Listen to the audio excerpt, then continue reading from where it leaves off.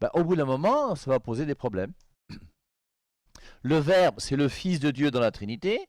La parole, c'est l'enseignement du Verbe. Le Verbe s'est fait chair, Jean 1,14. Et le Verbe qui s'est fait chair, il est venu sur terre, il s'est incarné. Et maintenant qu'il s'est incarné, il a enseigné sa parole.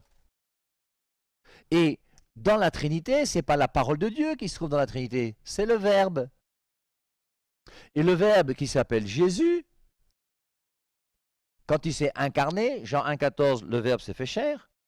Et le Verbe qui s'est fait chair va donner maintenant un enseignement. L'enseignement de Jésus, c'est ça qu'on appelle sa parole. Et c'est pour ça que l'enseignement de Jésus n'est pas Jésus. Et la parole de Dieu n'est pas Dieu. Et quand on commence à confondre la parole et le Verbe, dans Jean 1,1, au commencement était la parole, et la parole était auprès de Dieu, et la parole était Dieu. Ce qui est complètement faux, parce que la parole de Dieu n'est pas Dieu. On confond le Verbe, qui est la deuxième personne de la Trinité, avec son enseignement.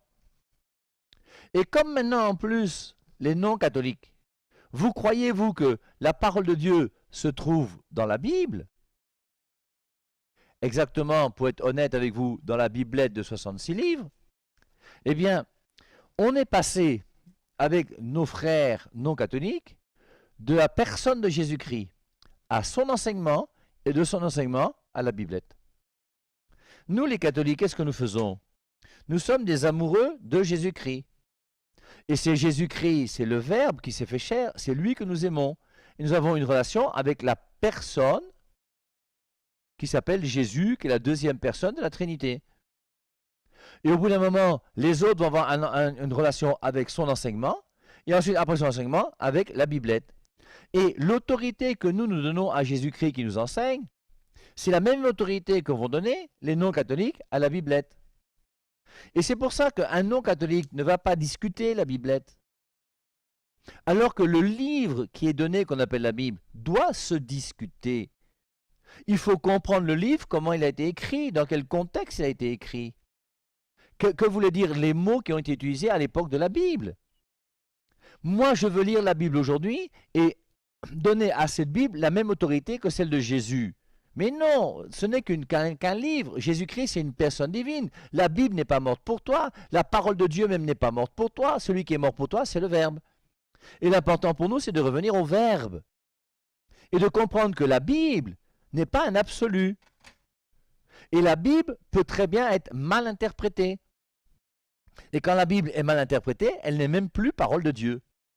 Et c'est pour ça qu'il y a des gens qui utilisent la Bible et qui en transforment le sens. 2 Pierre 3,16.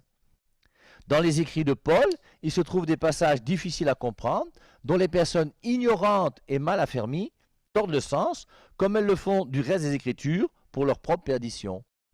Et donc 2 Pierre 3,16, on voit donc qu'il y a des passages bibliques qui sont mal interprétés. Et c'est comme ça que beaucoup d'entre vous prennent la Bible, et en prenant la Bible, vous interprétez mal la Bible. Et vos conclusions, vous allez dire que l'Église que le Christ a fondée, qui est l'Église catholique, qui est l'Église primitive, cette Église ment. Vous faites dire à l'Église qu'elle ment, alors que c'est elle qui donne la parole de Dieu, parce que vous comprenez mal les Saintes Écritures.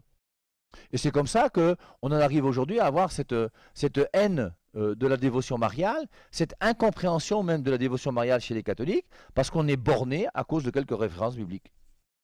Alors, est-ce que l'Assomption dont nous parlons ici au mois d'août, est-ce que l'Assomption est biblique? Personnellement, je vous assure que moi, ça m'est égal. Parce que ma foi ne repose pas sur la Bible. Pourquoi? Parce que la foi d'un chrétien intelligent ne repose pas sur la Bible, et encore moins sur la Biblette. La foi d'un chrétien intelligent repose sur la parole de Dieu. Et la parole de Dieu se trouve dans l'Église que le Christ a voulu, 1 Timothée 3,15. L'Église est colonne et appui de la vérité. Et c'est l'Église qui donne la vérité au monde. Et c'est pour ça que c'est important de bien discerner où se trouve l'Église de Jésus-Christ. Alors, nous croyons que cette brave petite bonne femme qu'on appelle Marie, elle a quand même une place assez unique dans les Écritures. Alors, pour ceux qui étudient un petit peu l'Apocalypse, je vous invite sur mon site YouTube à étudier l'Apocalypse, puisque j'ai quand même fait un grand nombre de vidéos sur le livre de l'Apocalypse. Et notamment dans l'Apocalypse chapitre 4, on voit une mer de cristal, et cette mer de cristal, moi je pense qu'on peut l'interpréter comme étant la Vierge Marie. Juste avant la mer de cristal, d'ailleurs, vous avez l'Esprit Saint qui apparaît dans l'Apocalypse chapitre 4, versets 4 et 5 comme étant des éclairs, des voix, des tonnerres et les 7 lampes de feu qui sont l'Esprit Saint. Ensuite, la mer de cristal, et après la mer de cristal, le vivant, donc Jésus-Christ lui-même, sous la forme des 4 vivants. Et c'est bien l'Esprit Saint qui a utilisé la mer de cristal, la Vierge Marie, c'est l'Annonciation. À l'Annonciation, on voit comment l'ange vient dire à Marie, je te salue, comblée de grâce, l'Esprit Saint viendra sur toi, tu enfanteras un fils. Et donc Jésus-Christ vient dans son mystère d'incarnation comme vivant sur terre grâce à la Vierge Marie. Et Marie est la mère de Jésus. Alors, vous avez aussi des gens qui sont des intellectuels de haut niveau,